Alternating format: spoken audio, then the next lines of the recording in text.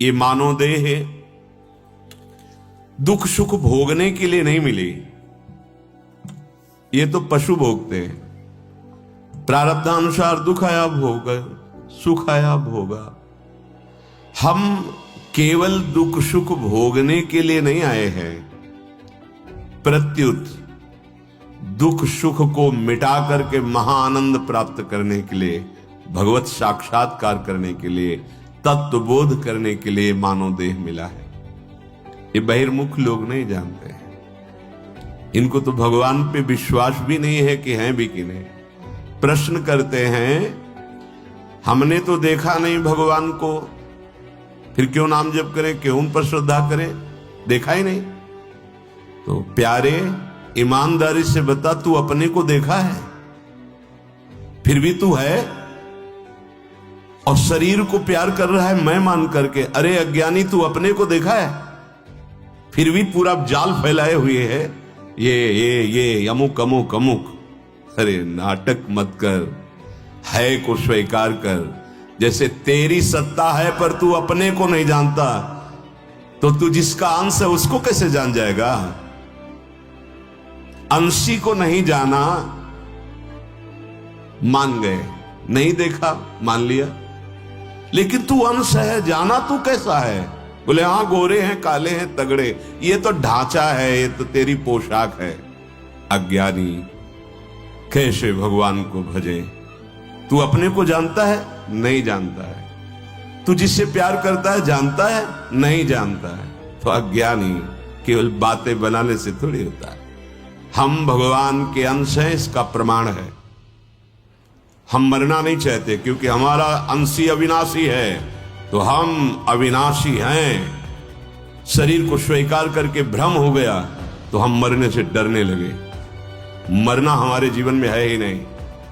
मैं अविनाशी हूं, क्योंकि अविनाशी का अंश अविनाशी ही होता है, और सब मरने से बचना चाहते हैं। ये प्रमाण है कि तू भगवान का अंश है। सब दुख नहीं चाहते, सुख चाहते हैं, क्योंकि भगवान सुख सिंधु है, तू उनका अंश है, इसलिए तू अथाह सुख चाहता है, इसलिए तू भगवान का अंश है।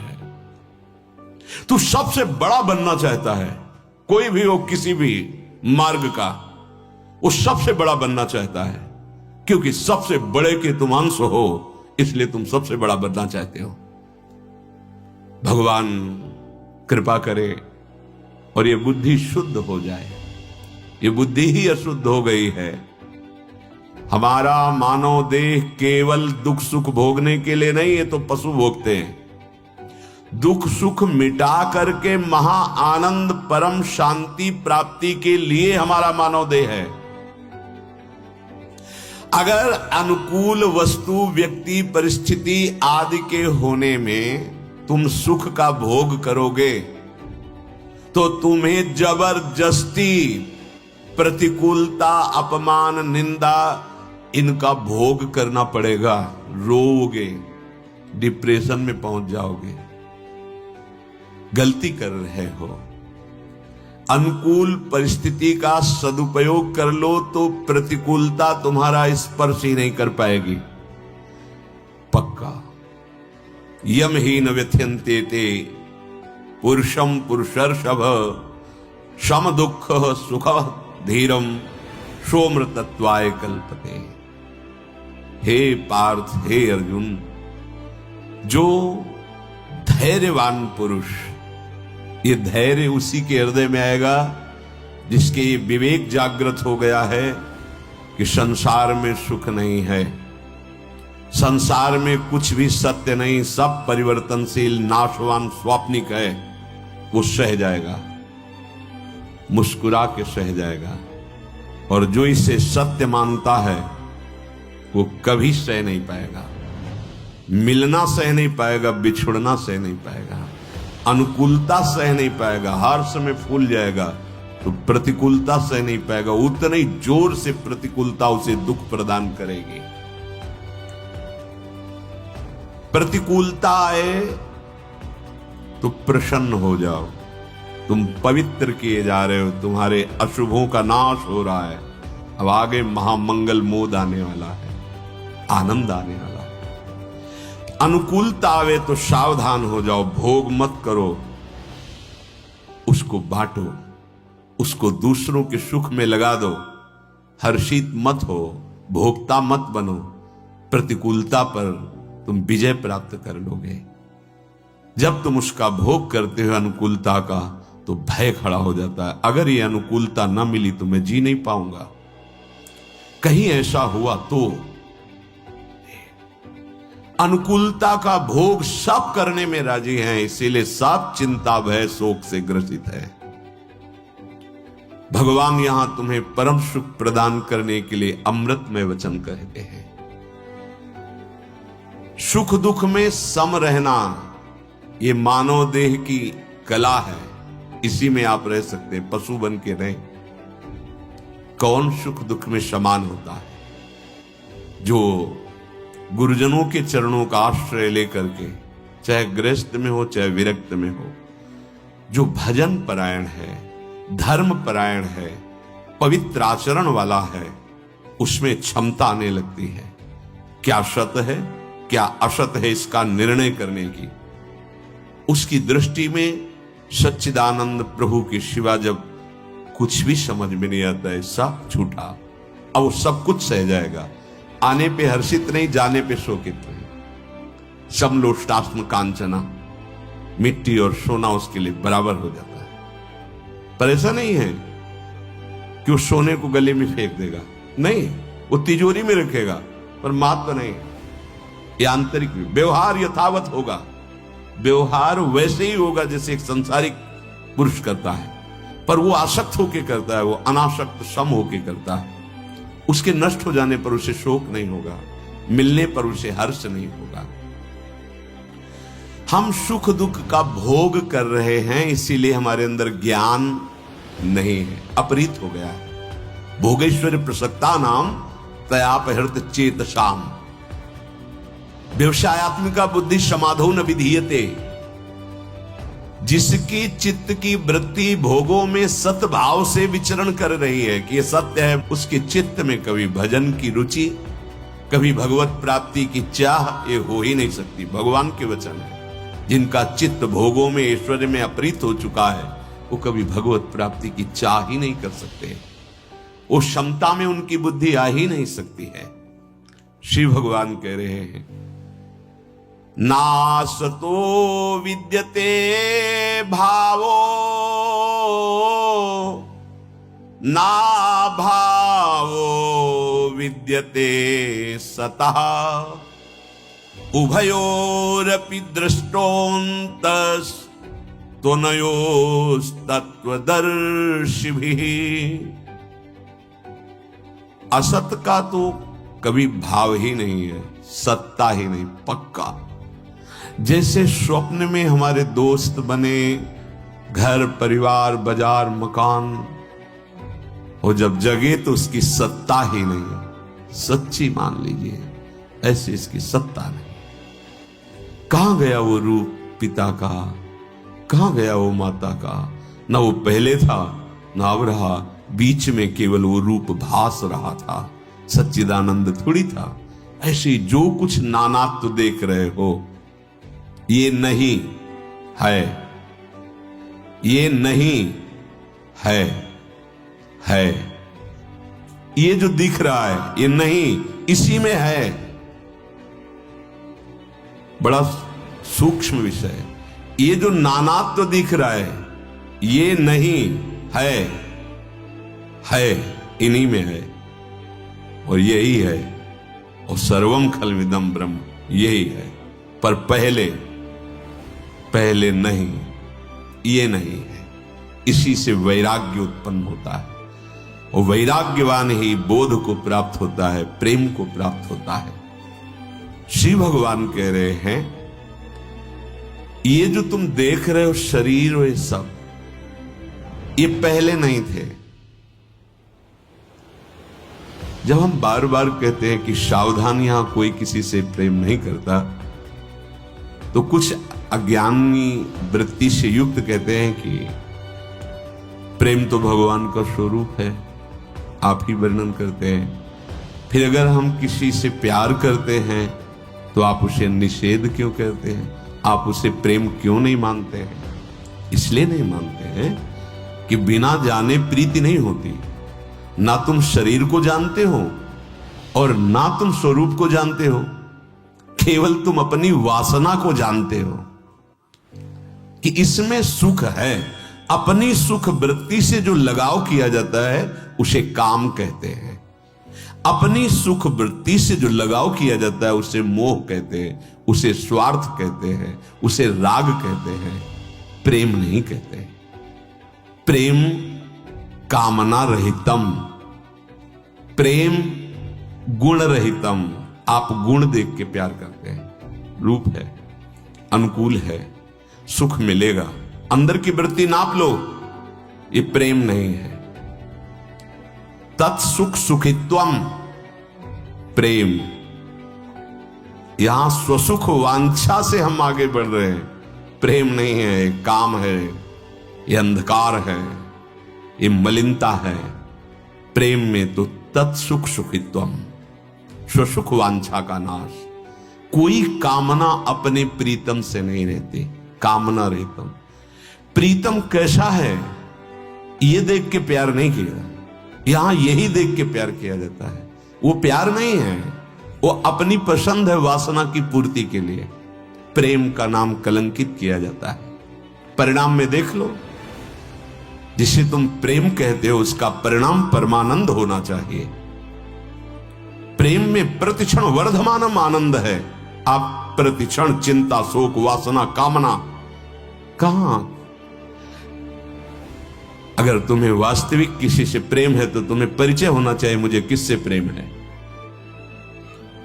प्रमाण में आप झूठे नजर आते हो, क्योंकि स्वरूप को ना अपने जानते हो ना उसके जानते हो, और देह से प्यार करते ही नहीं, क्योंकि जब स्वरूप अंतर ध्यान हो जाता है तो देह को जला देते, इसलिए झूठे।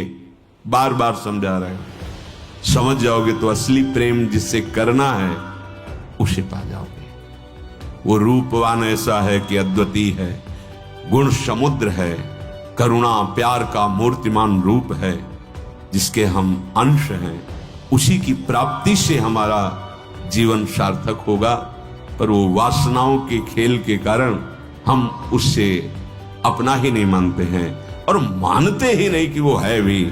बड़ा विचित्र माया का खेल है। हम जिसे मान रहे हैं, भगवान कह रहे हैं ना सतो विद्यते भाव, भाव माने सत्ता, इसकी सत्ता ही नहीं है। शरीर उत्पत्ति के पहले भी नहीं था और मरने के बाद भी नहीं रहेगा, और वर्तमान में प्रतिक्षण नाश की तरफ जा रहा है, अभाव की तरफ। ये शरीर भूत भविष्य वर्तमान तीनों काल में कभी नहीं है। बोले हम तो देख रहे हैं, स्वाप्निक पुरुष हो, जगोगे तो पता चल जाएगा। जैसे पहले नहीं था बाद में भी नहीं रहेगा, ऐसे इस समय भी नहीं है। हर समय नाश को प्राप्त होता जा रहा है, आप देख नहीं पा रहे हो। जैसे यमुना जी को देखा है, वो ये वही जल है जहां दृष्टि पड़ी, तो जहां दृष्टि पड़ी वो तो बहुत आगे निकल गया। ऐसे प्रवाह चल रहा है इसका नाश की तरफ शरीर का। ये असत है, इसकी सत्ता नहीं। जैसे स्वप्न में अपने आप को आप देखते हैं कि मैं बाजार गया था, अमुक सामान लाया, फिर खाया पिया, मौज मस्ती सब, लेकिन जब जगे तो कुछ नहीं हुआ। बिल्कुल ऐसे ही पीछे कितने शरीर छोड़े तुम्हें याद है? क्या उनकी सत्ता है? नहीं, एक स्वप्न की तरह टूटता चला जा रहा है। यही ज्ञान हो जाए तो तुम्हें सच्चिदानंद सुख जिसकी जरूरत है, जिसकी चाह है, वो पूर्ण हो जाए। तीनों कालों में इस शरीर की सत्ता नहीं है, ना भूत में, न भविष्य में, न वर्तमान में। और सत्ता जिसकी है उसका कभी अभाव नहीं है। वो मैं है, मैं आत्म तत्व, वो आत्म स्वरूप, वो सत है। संसार काल की अग्नि में प्रतिक्षण जल रहा है, पर वो जान नहीं पा रहा। एक एक श्वास भस्म होती जा रही है, एक एक मिनट नष्ट होता जा रहा है, एक एक सामर्थ्य नष्ट होती जा रही है। शरीर प्रतिक्षण नाश की तरफ चला जा रहा है, पर काल की ऐसी चाल है कि कोई जान ही नहीं पाता कि काल खा रहा है। जैसे कितना भी अंजुली में जल आप मजबूती से पकड़ लीजिए, कुछ क्षण में अपने आप निकल जाएगा। ऐसे ही तुम्हारा ये शरीर, चाहे जितनी औषधियां खा लो, जितना समय है चल रहा है, प्रतिपल नष्ट हो रहा है, आखिरी में बिल्कुल नष्ट हो जाएगा। ये एक रस नहीं है, इसीलिए इसकी सत्ता नहीं मानी गई। कैसे नहीं मानी गई? तो मैं हूं तू। अरे जब इसी 24 घंटे में इसकी सत्ता नहीं रहती तुम्हारे भाव में ही, तो देख लो, जब आप स्वप्न में होते हो तो स्थूल शरीर का ज्ञान होता है क्या? स्वप्न में जब आप होते हैं तो स्थूल शरीर का ज्ञान होता है क्या? जब आप सुषुप्ति में होते हैं तो स्वाप्निक शरीर का ज्ञान होता है क्या?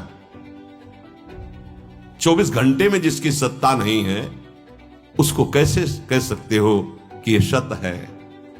इसका अभाव है, ये है ही नहीं। यही जादू है, जादू माया का। ना पहले था ना बाद में रहेगा, बीच में भास रहा है। भास रहा है नहीं, पर जादू से भास रहा है, इसी का माया नाम है। ये है माया, ये है संसार, यही है अविद्या। स्पष्ट ये अविद्या है और हमारी इसी में आसक्ति हो गई। इसी से हम बढ़ते चले जा रहे हैं, संबंध बनाते हुए। पहली गांठ मोटी लगी हुई है जड़ चैतन्य की, और ऊपर से और गांठ बांधते चले जा रहे हैं। रिश्ते, नाते, संबंध, मित्र, व्यवहार, मैं विद्वान, मैं धनवान, मैं कुलवान, मैं गुणवान, ये सब गांठें उसी को पुष्ट करती जा रही हैं। नाभाव विद्यते सतः, असत का सत्ता ही नहीं, असत की भाव, असत का भाव ही नहीं। और जो सत है उसका कभी अभाव नहीं, कहीं भी अभाव नहीं है। सत प्रत्येक क्षण, प्रत्येक कण में हर समय विराजमान है। देह उत्पन्न नहीं हुआ था तब भी तू था, ये स्वरूप था। देह जब नष्ट हो जाएगा तब भी तू रहेगा, क्योंकि तू सत है। बीच में भी तू ही तू है, इसकी सत्ता ही नहीं। पर अपने को नहीं जान पाए, इतने बड़े बुद्धिमान हैं सब, देखो बहुत बुद्धि, पर बाहर की, ढांचे की, संसार की, स्वरूप की तरफ किसी की बुद्धि नहीं। अपार आनंद है अपने स्वरूप में।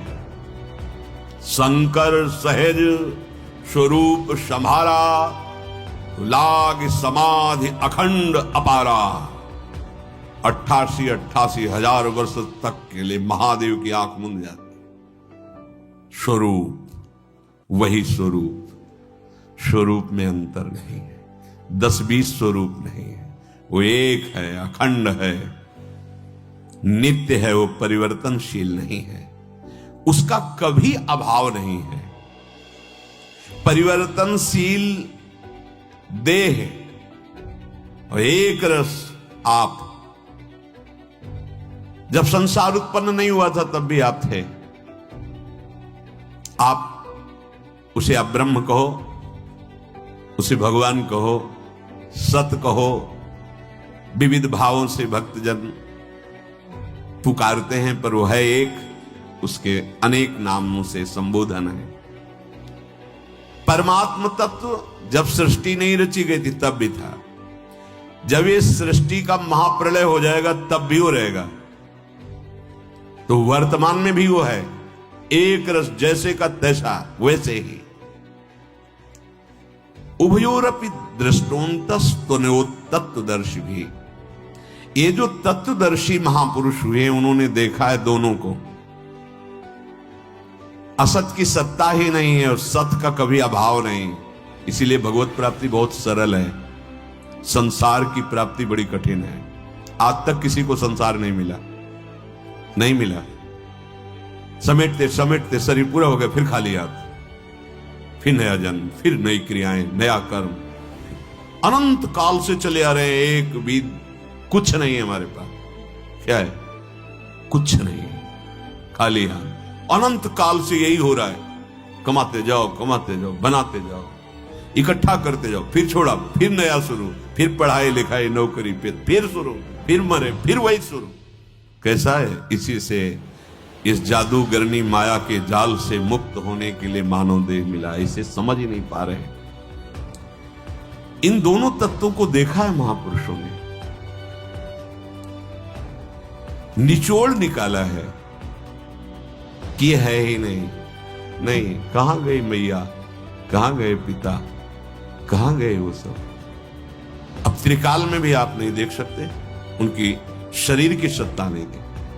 और अगर देखना चाहते हो तो आराधना करके सत्य में स्थित हो, जिस रूप को चाहो अभी देख लोगे, क्योंकि जो रूप के अंदर स्वरूप था वो है में स्थित होकर भावना करो, अभी मिल जाएंगे, अभी दिखाई दे देंगे तुम्हें, क्योंकि वही सच्चिदानंद सब रूप धारण करता है। पर हम सच्चिदानंद ना जानकर ना मानकर पांच भौतिक देह में लगे हैं। ये वार्ता उसी को सुहाएगी जिसका लक्ष्य बन गया भगवत प्राप्ति। ये मनोरंजन नहीं है, ये माया मुक्त होने के लिए, भगवत प्रेम प्राप्त करने के लिए।